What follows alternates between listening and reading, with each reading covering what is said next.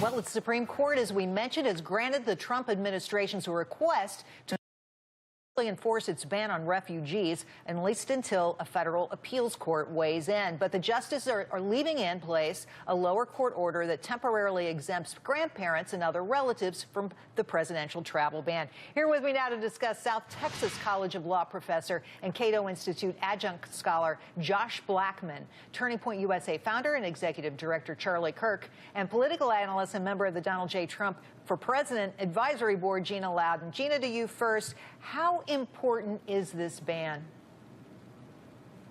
Well, this ban was incredibly important for keeping Americans safe, but apparently the swamp isn't going away fast enough because a lot of these judges, unfortunately, are a big part of that swamp, and they just, for whatever reason, never want to put Americans first. When it comes to putting America first, they're always going to err on the other side and keep anybody but Americans as their priority. But the thing is that they're opposing the entire American voting public, Jerry, when they do this, because this is not what America voted for. They want to keep America safe. So this is the idea here, again, to keep terrorists out of the U.S. and to keep Americans safe, as Gina says. Josh, to you, now we'll be looking at whether the Hawaiian judge's expansion of the ban is proper. What they said is all manner of folks could say, that's my grandparent, that's my aunt, that's my uncle, and get in. Tell me how you think this is going to go and where it's going to go. So thanks for having me. There are two aspects of the decision from the Supreme Court today. First, refugees. The court said that the Trump administration can go ahead and effect the travel ban against certain refugees. This was a clear reversal of the Hawaiian judge. The second part is a bit more complicated. The government sought to originally deny entry to certain close relatives, such as grandmother, grandfather, granddaughter, grandson. The judge in Hawaii said, you can't do that. About a week ago, the State Department announced that they would not deny entry to those close relatives. So the government has been complying with this policy for some time. So in that respect, the only thing that changes now is for the refugees, because the government was already admitting grandma and grandpa. So this is, I think, a bigger victory for the Trump administration than for Hawaii. Very interesting. Charlie, to you.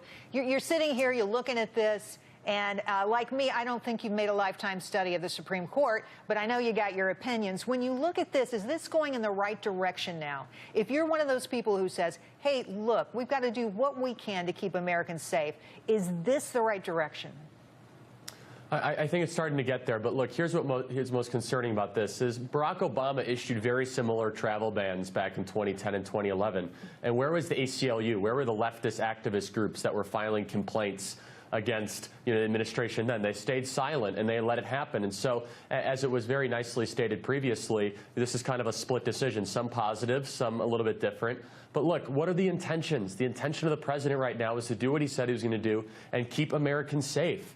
And if we're honest with ourselves, those countries are a flow of terror. We're not sure what kind of people are coming from there. So I'm glad this order was largely upheld and it was a net positive, and we're going to see in October what the final verdict is.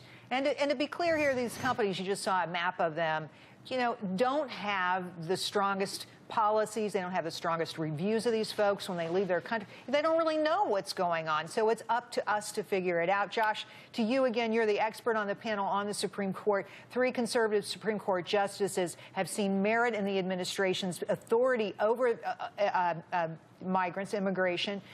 Will this continue? Can we count on this? We're not expecting a decision until the end of the year. Well, we may see a decision even sooner than that. Today, the court announced that they'll hear arguments in October. And the fact that Justices Thomas, Alito, and Gorsuch dissented from this order in part doesn't mean that the others don't agree. What we have here is what's called an unsigned opinion. There's no names on it. So it's possible that some of the justices, maybe Chief Justice Roberts or even Justice Kennedy, could eventually rule that the travel ban is lawful. All right, panel, thank you so much. Great job. Appreciate your time.